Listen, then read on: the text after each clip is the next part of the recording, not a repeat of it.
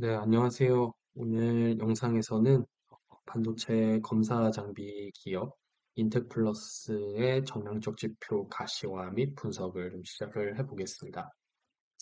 22년도 3Q까지의 데이터를 가지고 진행을 했고요.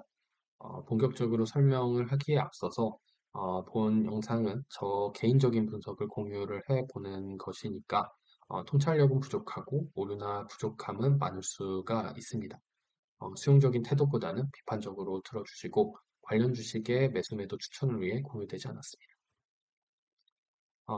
그래서 이 앞서 설명드린 바와 같이 이제 인텍플러스의 정량적 지표를 가시화하고 나름의 분석을 해보았습니다. 실적이나 재무상의 숫자 변화를 관찰하고 투자 포인트, 의문사항을 찾거나 리스크 요인을 좀 찾기 위해서 기업 분석 초기 단계에서 간략하게 기업을 훑어보는 단계 정도로 생각을 해주시면 감사하겠습니다. 가시화 도구는 이제 버틀러를 활용을 했고 더보기란의 레퍼런스를 참조해 주시면 감사하겠습니다.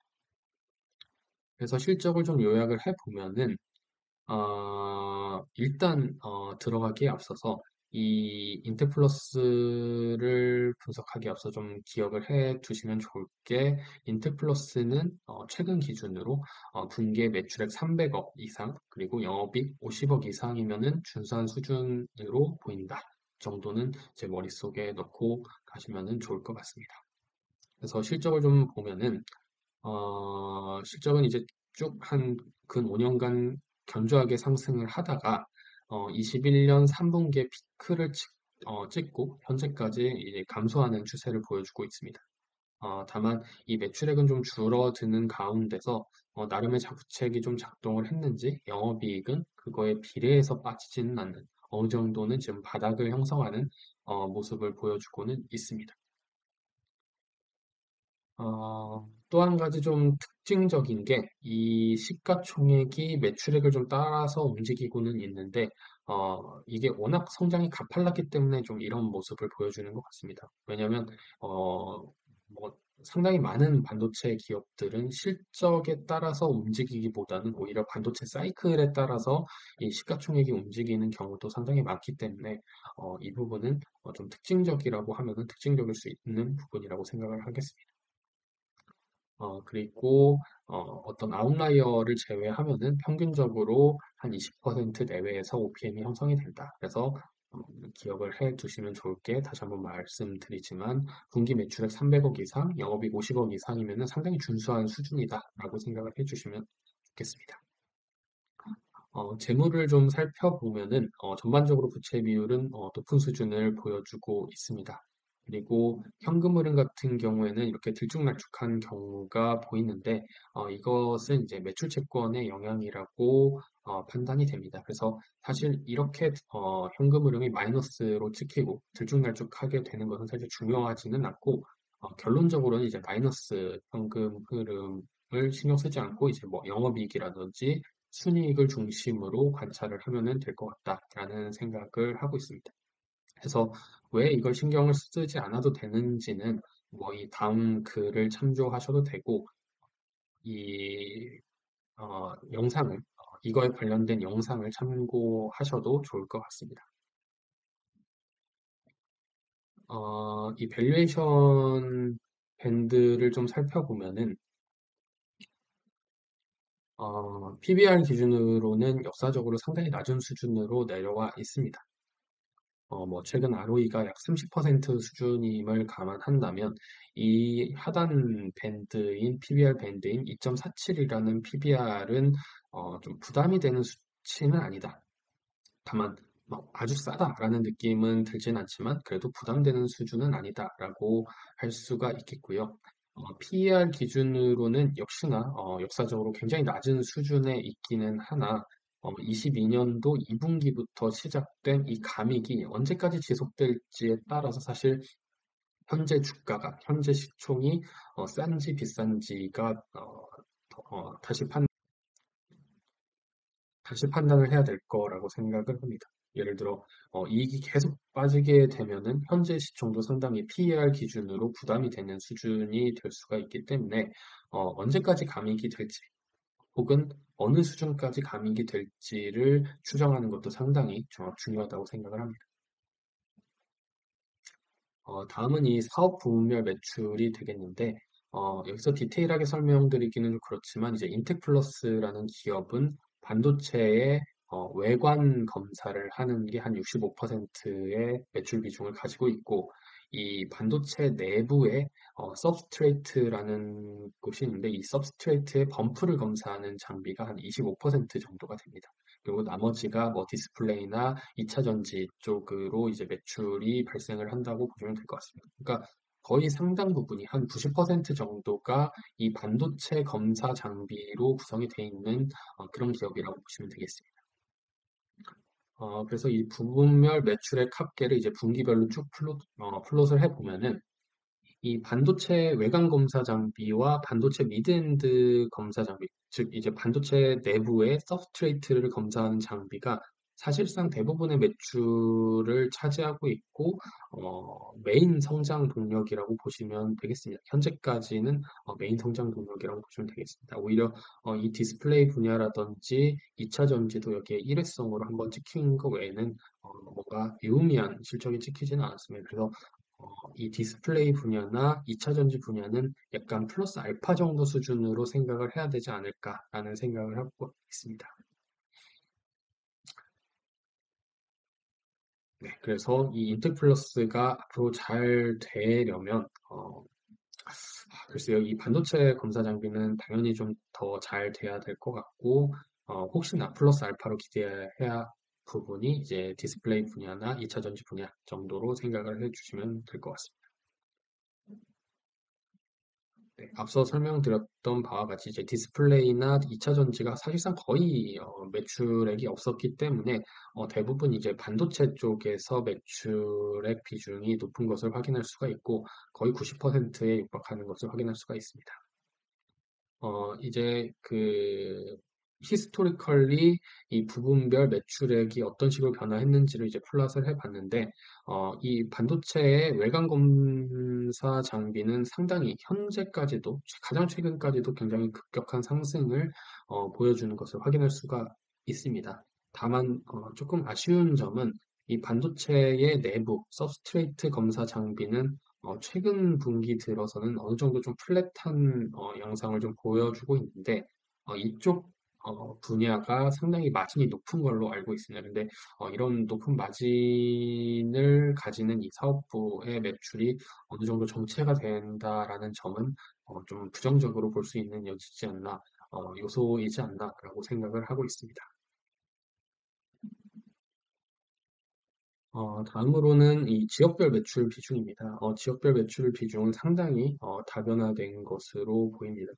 국내가 요 정도 포션을 차지하고 있고, 중화권이 상당 포션, 한 50% 이상의 포션을 가지고 있고, 나머지 뭐 인테이라든지 이런 고객사 쪽으로 이제 매출도 가지고 있습니다. 그래서 상당히 긍정적인 포인트라고 저는 생각을 하는데, 매출처가 상당히 다변화된 것 같다라고 생각을 합니다.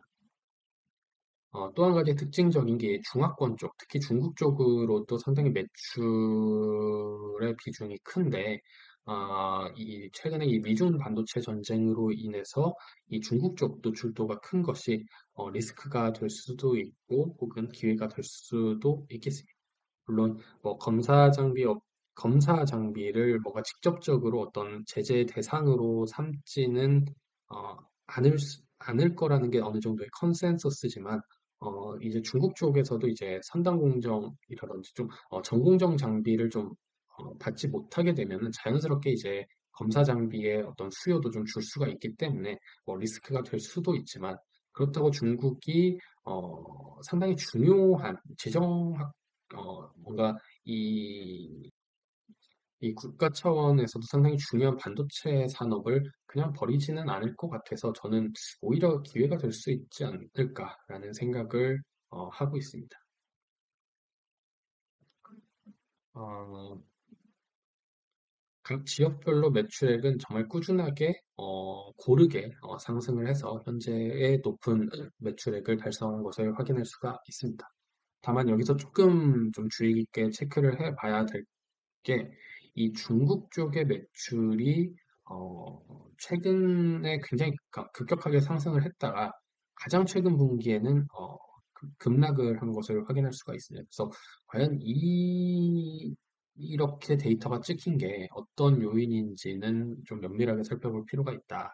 그래서 이게 과연 어떤 이유에서일까라고 대략적으로 좀 후보를 추려보면은 이때 굉장히 많은 매출액을 찍었기 때문에 이 매출액으로 인한 어떤 공백기라든지 뭐 피크아웃, 일시적인 피크아웃 정도로 생각을 할 수가 있겠고 또 한 가지는 이제 미중 무역 전쟁으로 인한 반도체 제재 영향일 수도 있을 거고 또 한 가지 이제 중국의 제로 코로나 정책이 그래도 꽤나 최근에까지 이제 고수가 됐기 때문에 이 부분에 대한 영향일 수도 있고 혹은 단순히 이 데이터가 이 시기가 어, 좀 아웃라이어로 작용을 해서 이 특정 이 시점에 매출이 좀 작게 나왔을 뿐이고 다음 분기에는 이전 수준으로 회복을 할 것이다 라고 생각을 할 수도 있겠습니다. 근데 아직 이거에 대한 좀 확실한 이유는 전혀 모르는 상태고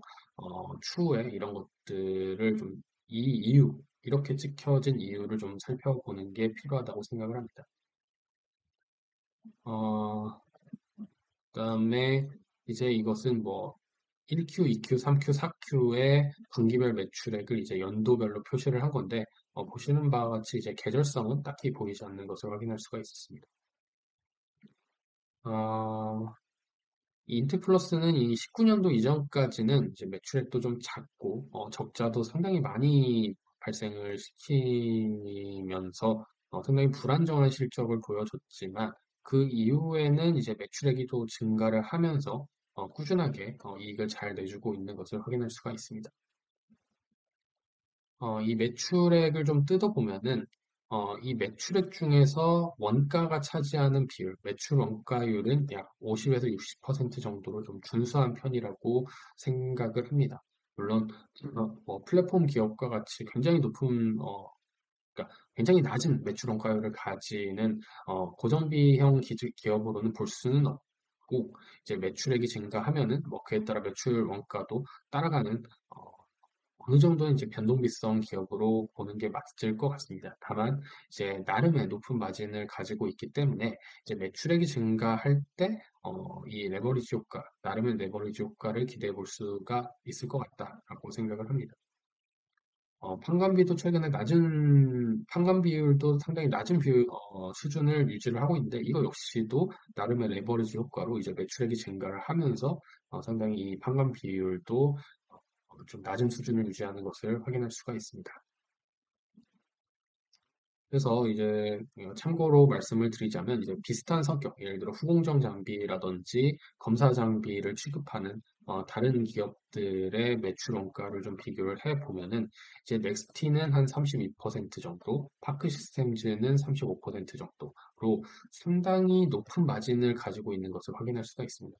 넥스틴 같은 경우에는 이제 미중 무역 전쟁으로 KLA의 검사 장비가 중국으로 못 들어가니까 이제 중국향으로 거의 2배 가까운 마진을 붙여서 파는 것으로 알고 있고, 이제 파크 시스템즈는 이 원자현미경의 높은 기술력을 가지고 있을 뿐만 아니라 특히나 이 산업 부분 원자현미경이 상당히 마진이 높은데 이 부분의 점유율을 1위를 할 만큼 좀 높은 기술력을 가지고 있다고 알려져 있습니다. 뭐 한미반도체는 워낙 유명한 기업인데 이제 일본에서 수입으로 의존을 했었던 이제 패키지를 자르는 소 기술을 내재화해서 상당히 그 마진을 올려놓은 상태가 되겠고요. 인텔플러스는 이제 KLA가 대응하지 못한 어떤 큰 스케일, 큰 크기의 반도체 패키지 검사가 가능하고 이제 6면의 검사가 가능하기 때문에 이제 인텔이 단독 공급 업체로 선정을 해서 상당히 기술력도 가지고 있는 것으로 판단이 됩니다. 그리고 또 한 가지가 앞서 설명드렸던 바와 같이 이제 중화권을 포함한 다변화된 매출처도 나름의 높은 마진을 가져갈 수 있는 그런 요인이지 않을까 생각이 들고요.